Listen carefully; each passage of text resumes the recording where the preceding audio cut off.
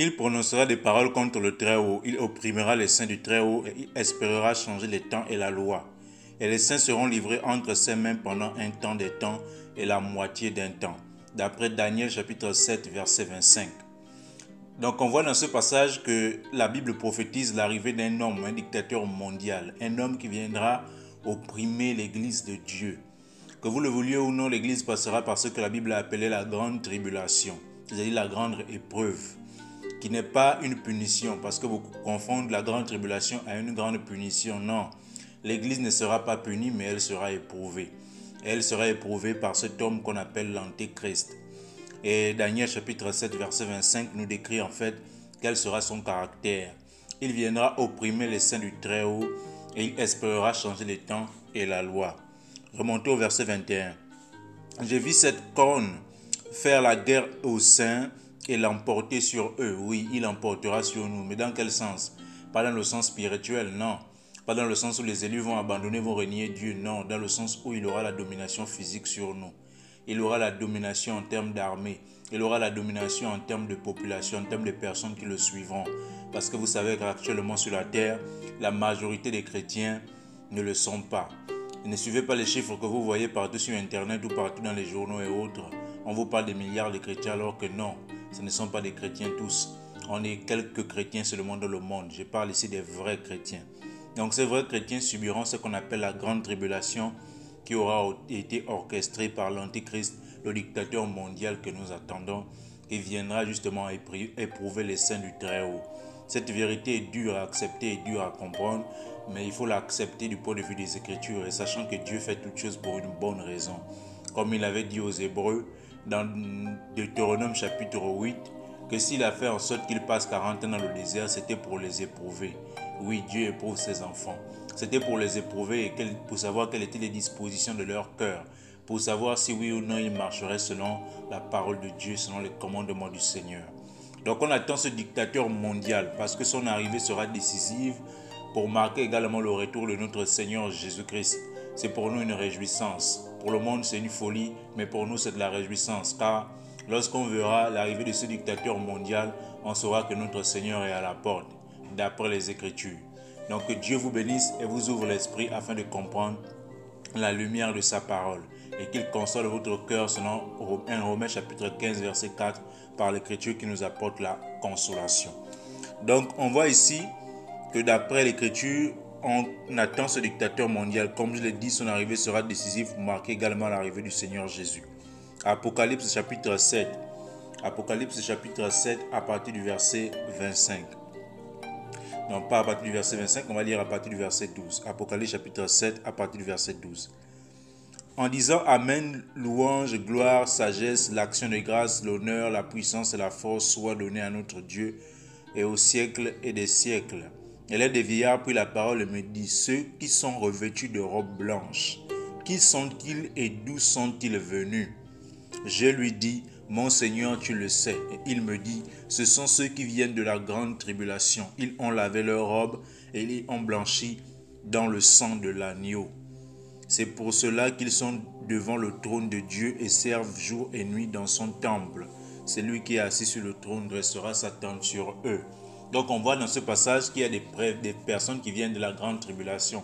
Ces personnes, c'est qui? C'est l'Église qui viennent de la grande tribulation, parce qu'il y a beaucoup qui soutiennent que l'Église sera enlevée avant la grande tribulation. Mais la grande tribulation, ce n'est pas la punition. La grande tribulation, c'est l'épreuve ultime de l'Église, comme les Hébreux ont pu passer 40 années dans le désert éprouvés par Dieu lui-même. C'était certes la conséquence du péché, mais c'était aussi l'épreuve d'après Deutéronome chapitre 8. Donc comprenons véritablement que la grande tribulation n'est pas une malédiction pour l'Église, puisque d'après Romains chapitre 8, verset 28, toute chose concourt au bien de ceux qui aiment Dieu, de ceux qui sont appelés selon son dessein. Même le Seigneur Jésus-Christ en tant qu'homme, lui-même s'est fait éprouver par Dieu pour savoir s'il allait aller jusqu'à la mort de la croix. C'est pourquoi à Gethsémane, dans Matthieu chapitre 26, à partir du verset 36, quand il a prié que s'il était possible que la coupe s'éloigne de lui, il a dit au Seigneur, non pas ma volonté, mais ta volonté. Donc on voit ici que Jésus-Christ, malgré les difficultés, les preuves qu'il attendait, il a persévéré. Et donc l'Église aussi, peu importe les difficultés, persévérera, sachant que ce n'est ni par la force, ni par l'intelligence, mais c'est par l'Esprit de Dieu que Dieu nous donnera la force puisque c'est lui qui produit en nous le vouloir et le faire selon son bon plaisir. Donc on attend vraiment l'arrivée de ce dictateur mondial, mais malheureusement son esprit agit déjà dans le monde et c'est un peu ça l'objet de cette vidéo aujourd'hui surtout. L'esprit de ce dictateur mondial agit déjà dans le monde. Vous avez déjà certainement entendu la bête, la marque de la bête, entendu parler de la marque de la bête 666. Aujourd'hui, à chaque fois que les gens pensent à la marque de la bête, ils voient 666. Mais dans cette vidéo, je vous dirais que vous devez jeter votre regard ailleurs. Ne pas vous focaliser sur le 666 parce que vous ne verrez jamais personne écrit avec l'inscription 666 sur son front ou sur sa main. Non, on a mal compris ce passage parce que je vous rappelle que le Nouveau Testament a été écrit en grec. Et le grec ancien n'avait pas de lettres. Est-ce que vous voyez un peu? Le grec ancien n'avait pas, des chiffres, pardon. Le grec n'avait pas de chiffres. Tout était écrit en lettres. Donc le 666, il a été traduit en français. Et donc il faut comprendre déjà que pour comprendre véritablement ce que Jean voulait dire dans ce passage, il faut qu'on essaie de checker du côté de la version originelle. Donc ce n'est pas une erreur d'avoir écrit 666 pour la personne qui a traduit. Mais pour nous qui lisons, on sait que cette version originale qui a été écrite par Jean était écrite en grec. Et comme à l'époque, il n'y avait pas des chiffres, si on se focalise sur les chiffres 666, on sera perdu. Et on ira à côté de la vérité en ce qui concerne la marque de la bête. Les gens cherchent la marque de la bête 666 sur les fronts et sur les mains des gens, mais on ignore que cette marque de la bête est déjà dans les cœurs aujourd'hui, est déjà inscrite sur les fronts et sur la main des gens. Pourquoi le front, pourquoi la main? Le front est le symbole de l'esprit, donc le siège de la pensée. C'est pourquoi d'après Colossiens chapitre 1 verset 18, Jésus-Christ est la tête, parce qu'en fait, la tête de l'église, parce qu'en fait, Jésus-Christ est celui qui pense, qui dirige l'église, qui donne les décisions pour l'église. Donc la tête symbolise en fait la partie qui dirige, la partie dominante. Et la main symbolise l'action. Est-ce que vous voyez un peu? Donc la main permet d'agir. Donc quand on parle de la marque de la bête inscrite sur le front et inscrite sur la main, ça parle de la pensée et ça parle de l'action. Qu'est-ce que vous voyez un peu? C'est pour cela que d'après Genèse chapitre 6, avant que Dieu ne détruise le monde, on rend témoignage du monde que leur pensée se tournait uniquement chaque jour vers le mal. Donc ils avaient la marque de la bête sur leur front et sur leurs mains. Donc ils pensaient dans leur esprit et ils agissaient par leurs actes. Donc c'est pour cela que Jean chapitre 2 verset 18 va nous apprendre quelque chose. Jean chapitre 2 verset 18. 1 Jean chapitre 2 verset 18, excusez-moi. 1 Jean chapitre 2 verset 18, l'Écriture déclare ceci. Petits enfants, c'est la dernière heure et comme vous avez appris qu'un antéchrist vient, il y a maintenant plusieurs antéchrists. Par là, nous connaissons que c'est la dernière heure. Ils sont sortis du milieu de nous, mais ils n'étaient pas des nôtres, car s'ils eussent été des nôtres, ils seraient demeurés avec nous. Mais cela est arrivé afin qu'ils fussent manifestes que tous ne sont pas des nôtres. Donc on voit ici que véritablement, dans l'église même, depuis l'église primitive, il y avait déjà des personnes antéchristes, c'est-à-dire des personnes qui ont l'esprit, la nature de l'antéchrist. Maintenant le verset 20 dit, pour vous, vous avez reçu l'onction de la part de celui qui est saint, et vous avez tous de la connaissance. Donc on qualifie d'antéchrist la personne qui n'a pas reçu l'onction de Christ et qui manifeste les œuvres du diable. Donc véritablement, l'esprit de l'antéchrist agit aujourd'hui dans les personnes qui marchent dans les fausses doctrines, dans les sectes, qui marchent dans tout ce qui est déréglé en ce qui concerne la parole, tout ce qui est hors de la saine doctrine de Jésus-Christ. Ce sont les précurseurs de l'antéchrist. Ce sont des personnes qui annoncent l'antéchrist et ils ont l'esprit de l'antéchrist en eux. En d'autres termes, ils ont la marque de la bête en eux ou sur eux, c'est-à-dire dans leurs pensées, dans leurs actions.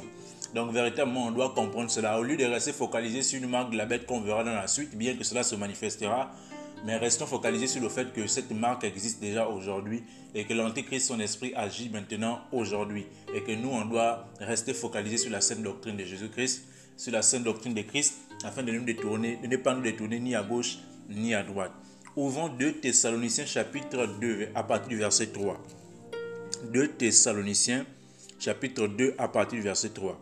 Que personne ne vous séduise d'aucune manière, car il faut que l'apostasie soit arrivée auparavant et qu'on ait vu paraître l'homme du péché et le fils de la perdition, l'adversaire qui s'élève au-dessus de tout ce qu'on appelle Dieu et de ce qu'on adore, jusqu'à s'asseoir dans le temple de Dieu se proclamant lui-même Dieu. Donc on parle ici de l'antéchrist. Donc Paul en fait, dans ce passage, est en train de démontrer aux personnes qui disent que Jésus est déjà arrivé. Et même par rapport à notre époque, on a des personnes qui se déclarent être Jésus, qui se déclarent être le prophète unique de Dieu sur la terre.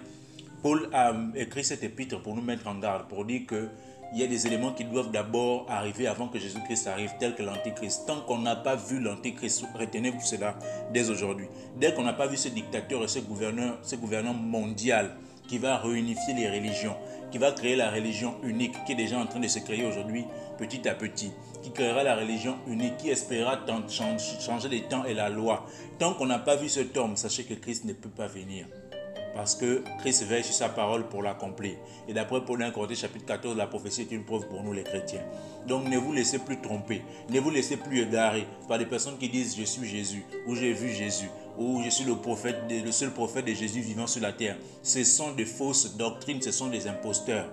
Parce que d'après l'Écriture, avant l'arrivée du Seigneur Jésus-Christ, il faut que l'homme du péché soit arrivé auparavant. Il faut qu'on ait vu l'apostasie, c'est-à-dire l'abandon massif de la foi. Est-ce que vous voyez? Donc ne vous laissez plus troubler, ne vous laissez plus berner ni égarer par ces faux hommes de Dieu, ces fausses personnes qui se qualifient être envoyés directs de Dieu en étant eux-mêmes Jésus-Christ ou en étant le seul prophète vivant. Aucun homme ne peut être le seul prophète vivant de Dieu sur la terre en une génération. Ça n'existe nulle part. Tous les prophètes de la Bible ont eu des contemporains. Ésaïe a eu des contemporains. Micha a eu des contemporains. Zacharie a eu des contemporains. Tous les prophètes ont eu des contemporains. Même Moïse a eu des contemporains. Donc on doit être conscient qu'aucun homme ne peut être envoyé comme étant seul prophète de Dieu vivant. Et ces personnes se prennent pour Jésus-Christ. Donc sachez que Jésus ne peut pas revenir tant que l'Antichrist, l'homme du péché, n'est pas encore là. Parce qu'il y a des choses qui doivent d'abord arriver avant le retour du Seigneur Jésus-Christ. Il dit, ne vous souvenez-vous pas que je vous disais ces choses lorsque j'étais chez vous? J'étais encore chez vous. Donc vous voyez que d'après ce passage, Paul avait l'habitude d'enseigner là-dessus. Est-ce que vous voyez un peu? Donc pourquoi l'objet de cette vidéo? L'objet de cette vidéo, c'est que nous soyons conscients que la marque de la bête existe déjà et que cette marque de la bête n'a rien à voir avec 666, c'est-à-dire les chiffres 666. Et cette marque, c'est plus un comportement, une manière de penser. C'est pourquoi au retour de Jésus, les personnes qui sont amies à l'Antichrist, qui ont le comportement, la nature de l'Antichrist, le suivront dans sa dissolution, dans sa dictature. Mais par contre, ceux qui sont vraiment disciples de Jésus, qui en ont leur pensée, la pensée de Christ, et qui ont dans leur main les actions de Christ, les œuvres dignes de la repentance, eux ne seront pas d'accord avec la nouvelle religion, la religion unique qu'il va établir. Et c'est ainsi qu'on rentrera dans ce qu'on appelle la grande tribulation, parce que l'Antéchrist ne voudra pas que l'Église s'oppose à lui, et ainsi il va nous persécuter pour notre foi.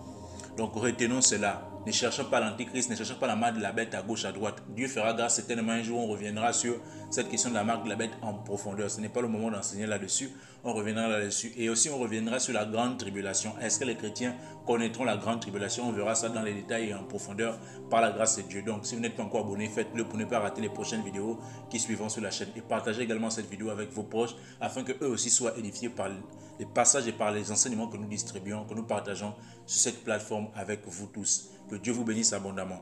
Donc soyons conscients de cela, parce que véritablement il y a beaucoup de personnes qui ont introduit de fausses doctrines et les gens se retrouvent égarés aujourd'hui. On dit cet homme s'asseyera dans le temple de Dieu se proclamant lui-même Dieu. Quand les gens entendent temple de Dieu, ils voient église, c'est-à-dire église, bâtiment. Non, temple de Dieu c'est nous. 1 Corinthiens 3,16 dit, ne savez-vous pas que vous êtes le temple de Dieu et que l'Esprit de Dieu habite en vous? Donc nous sommes ce temple de Dieu dont l'Écriture a décrit. Quand on dit ça sort de le temple de Dieu se proclamant lui-même Dieu, qu'est-ce que ça veut dire? Ça peut dire beaucoup de choses, mais l'une des choses c'est que par exemple dans Apocalypse chapitre 17 verset 15, on dit que la grande prostituée est assise sur les grandes eaux, et ces eaux sont décrites comme étant les peuples, les foules, les nations et les langues. Donc pour dire que quand l'Antéchrist viendra, il s'asseyra dans le temple de Dieu, sachant que c'est nous qui sommes le temple de Dieu, c'est-à-dire nous l'Église. Donc ça signifie qu'il va dominer sur nous. Oui, il va dominer sur nous d'après Daniel chapitre 7 verset 25, dans le sens où il aura l'autorité mondiale. Et c'est pour cela qu'il va nous persécuter. Il ne va pas dominer sur notre foi, mais il va dominer sur notre physique, sur notre autorité physique en fait. C'est-à-dire on n'aura ni le droit d'acheter, ni le droit de vendre, d'après les Écritures. Donc on reviendra là-dessus par la grâce de Dieu. Que Dieu vous bénisse abondamment et qu'il vous ouvre l'esprit pour comprendre sa parole. Si vous avez des questions, posez-les en commentaire et que Dieu vous bénisse. Amen.